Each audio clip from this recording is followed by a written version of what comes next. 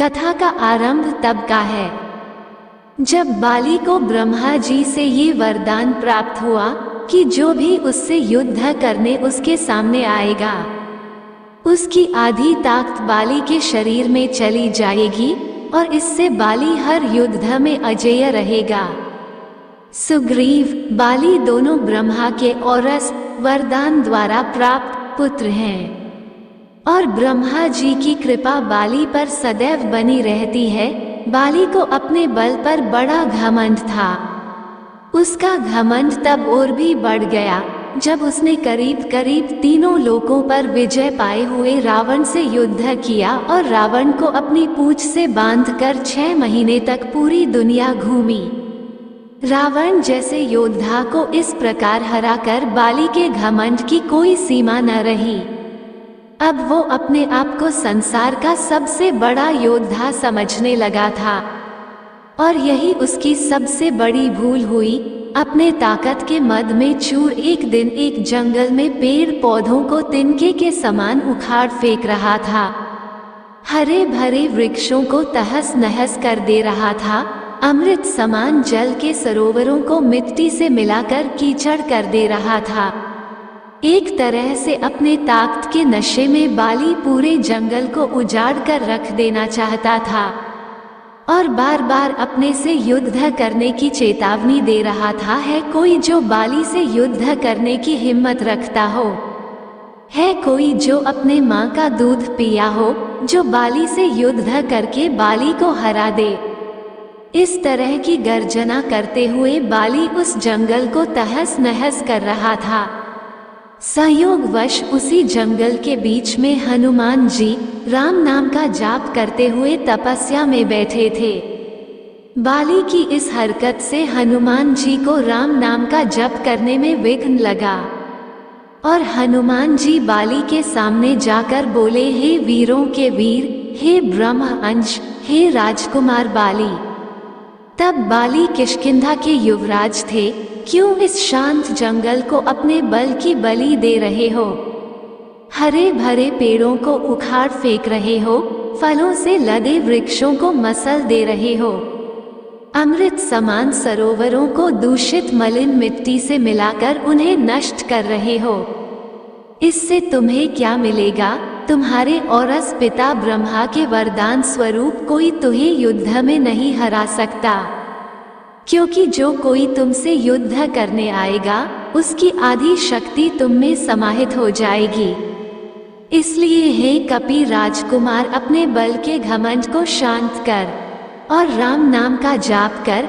इससे तेरे मन में अपने बल का भान नहीं होगा और राम नाम का जाप करने से ये लोक और परलोक दोनों ही सुधर जाएंगे। इतना सुनते ही बाली अपने बल के मद चूर हनुमान जी से बोला, ए तुच्छ वानर, तू हमें शिक्षा दे रहा है राजकुमार बाली को, जिसने विश्व के सभी योद्धाओं को धूल चटाई है और जिसके एक हुंकार से बड़ा पर्वत भी खंड खंड हो जाता है। जा तुच्छ वानर, जा और तू ही भक्ति कर अपने राम वाम की। और जिस राम की तू बात कर रहा है वो है कौन? और केवल तू ही जानता है राम के बारे में। मैंने आज तक किसी के मुंह से ये नाम नहीं सुना और तू मुझे राम नाम जपने की शिक्षा दे रहा है। हनुमान जी ने कहा, प्रभु श्री राम तीनों लोकों के स्वामी है, उनकी महिमा अपरंपार है। ये वो सागर है जिसकी एक बूंद भी जिसे मिले वो भव सागर को पार कर जाए। बाली इतना ही महान है, राम तो बुला जरा, मैं भी तो देखूं कितना बल है उसकी भुजाओं में। बाली को भगवान राम के विरुद्ध ऐसे कटु वचन हनुमान जो को क्रोध दिलाने के लिए पर्याप्त थे। हनुमान ने बल के मद में चूर बाली, तो क्या प्रभु राम को युद्ध में हराएगा? पहले उनके इस तुच्छ सेवक को युद्ध में हरा कर दिखा। बाली, तब ठीक है, कल के कल नगर के बीचों बीच तेरा और मेरा युद्ध होगा। हनुमान जी ने बाली की बात मान ली। बाली ने नगर में जाकर घोषणा करवा दिया कि कल नगर के बीच हनुमान और बाली का युद्ध होगा। अगले दिन तय समय पर जब हनुमान जी बाली से युद्ध करने अपने घर से निकलने वाले थे, तभी उनके सामने ब्रह्मा जी प्रकट हुए।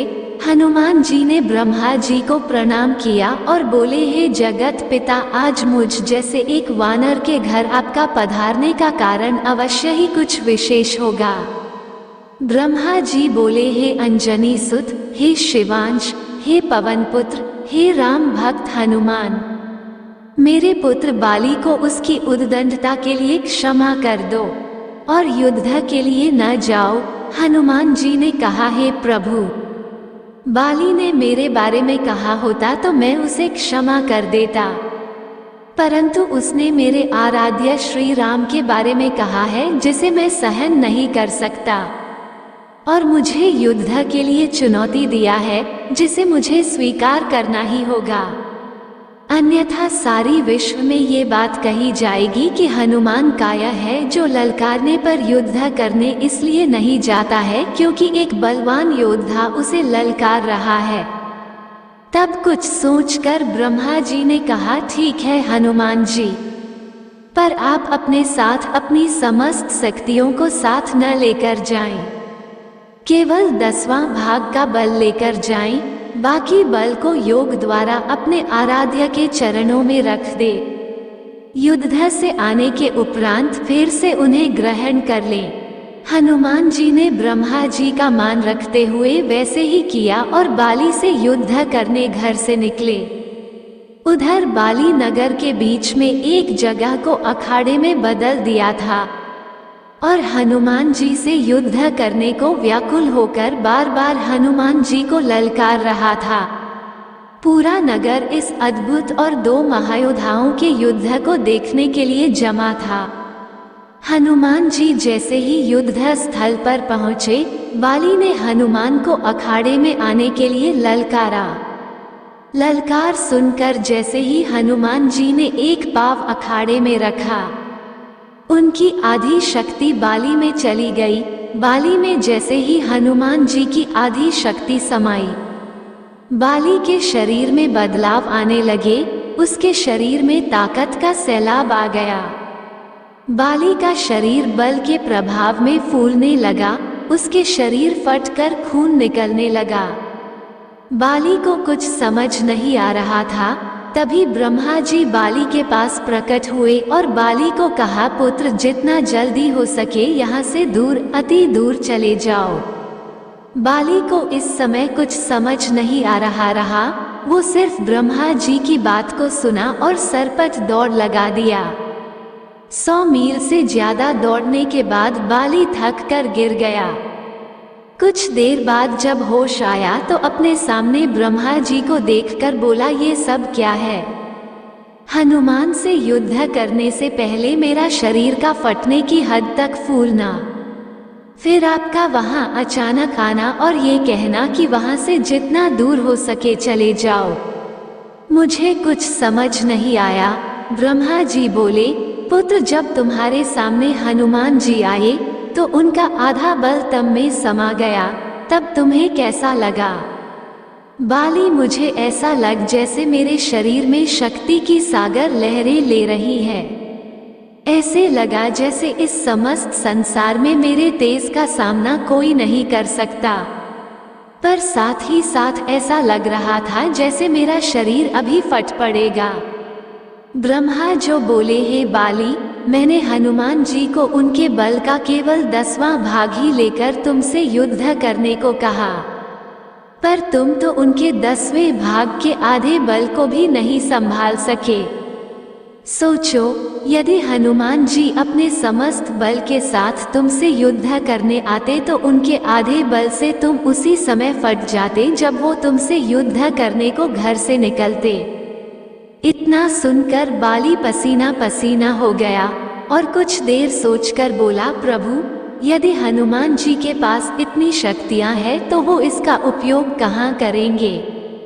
ब्रह्मा, हनुमान जी कभी भी अपने पूरे बल का प्रयोग नहीं कर पाएंगे, क्योंकि ये पूरी सृष्टि भी उनके बल के 10वें भाग को नहीं सह सकती।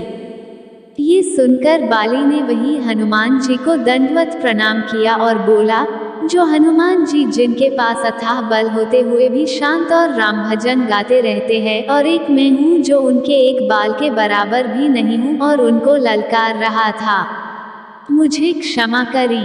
और आत्मग्लानि से भरकर बाली ने राम भगवान का तप किया और अपने मोक्ष का मार्ग उन्हीं से प्राप्त किया। तो बोलो पवन पुत्र हनुमान की जय। जय श्री राम, जय श्री राम। कृपया ये कथा जन जन तक पहुँचाएं और पुण्य के भागी बने। जय श्री राम, जय हनुमान।